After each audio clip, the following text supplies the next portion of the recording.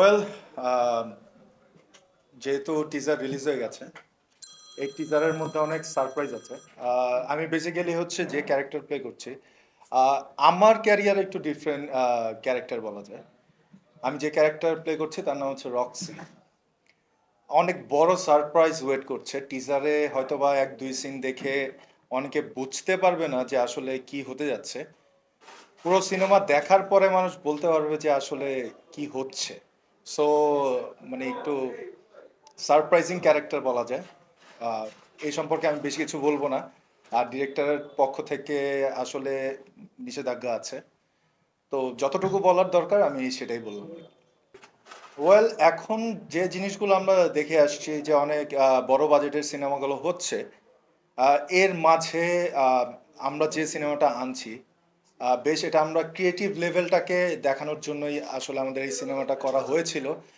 আমাদের সিনেমার বাজেট হয়তো বা অনেক বেশি নয়, বাট এখানে এমন কিছু আছে যে অনেক সময় বিগ বাজেট সিনেমাগুলোর মধ্যে এগুলো দেখা যায় না। আমরা চেষ্টা করেছি নতুনত্ব আনার জন্যে, ক্রিয়েটিভিটি দেখানোর অনেক সুযোগ ছিল, আমরা দেখিয়েছি। আহ, দেখা যাক, বাকিটা দর্শক হলে গিয়ে দেখতে পারবে। আমার মনে হয় তাদের পছন্দ হবে, স্পেশালি আমার ক্যারেক্টার করেছি। তাদের সাথে আমার পূর্ব পরিচয় ছিল আগে থেকেই। রিয়েলি আমার কোয়ার্টিস ছিল। আমরা একসাথে একটা ওয়েব সিরিজ করেছি সৈকত নাসির ভাই, নেটওয়ার্ক নামে। তারপর আমি অনেকের সাথে আগে কাজ করেছি, একটা ওয়েব ফিল্ম করা হয়েছিল। আর তারপরে হচ্ছে দিদার, পরিচিত ভাই ব্রাদার, তার প্রথম ছবি। যখন এই সিনেমাটা করার কথা হচ্ছিল, তখন আমার সাথে আসলে আমার ডিরেক্টর অনেক বিশ্বাস, দিদার বসেছিল, আমাকে গল্প শুনিয়েছিল, আমাকে বলছিল যে এই এই সিনেমার সাথে যদি আমি সম্পৃক্ত হতে পারি তাহলে আহ, তাদের জন্য খুব ভালো হয়। আর যেহেতু সবাই কাছের মানুষ, চিন্তা করলাম যে আমাদের সিনেমা একটা নতুন হিরো আসবে বা একটা কোয়ার্টিস্ট আসবে। গল্পটাও বেশ ভালো লেগেছিল। আমার যে একটা সারপ্রাইজিং ক্যারেক্টার আছে, এটা শুনে আমার কাছে বেশ ভালো লাগে, যার কারণে আসলে আমি হ্যাঁ বলি তাদের যে আমি আছি এই সিনেমায়। তো সবকিছু মিলিয়ে আমার কাছে মনে হয়েছিল যে ভালো কিছু হতে পারে, এভাবে আর কি যুক্ত হয়ে যায় এই সিনেমায়। জ্যাকপটেও আপনি কাজ করেছেন জি। বা আপনার কাজের ব্যস্ততা যদি ওয়েল, আমাদের তো জ্যাকপটের রানিং শুটিং হচ্ছিল। সামহাও দেশের পরিস্থিতি করুণ হয়ে যাওয়ায় সিনেমার শুটিং আপাতত বন্ধ আছে। ইনশাল্লাহ, যদি সবকিছু স্থির হয় তাহলে হয়তো বা আমরা আবার শুটিংয়ে ফিরে যাব।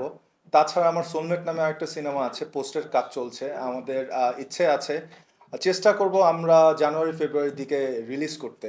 আমার বেসিক্যালি আমাদের টার্গেট আছে আমাদের ভ্যালেন্টাইন্স ডেটা যদি আমরা ধরতে পারি, কারণ সোলমেট যে সিনেমাটা আছে এটা একজন হাজব্যান্ড আর ওয়াইফের একটা মানে ভালোবাসার গল্প। সবাই পছন্দ করবে। ওই গল্পে যা আছে দৈনন্দিন জীবনে অনেকের সাথে এরকম ঘটে যায়, সো তারা রিলেট করতে পারবে। এছাড়া আরও কয়েকটা সিনেমার কথা চলছে। এখন যেহেতু পরিস্থিতি স্বাভাবিক নয়, সে কারণে আসলে এই ব্যাপারগুলো নিয়ে আগানো হচ্ছে না। হোপফুলি সব স্থির হয়ে গেলে আমরা আবার কাজে ফিরে আসব। না, ভালো, কারণ হচ্ছে অনিক অনিক হচ্ছে একটা ইয়াং ডিরেক্টর, যার কারণে হচ্ছে ও অনেক নতুনত্ব বিষয়টা বুঝে।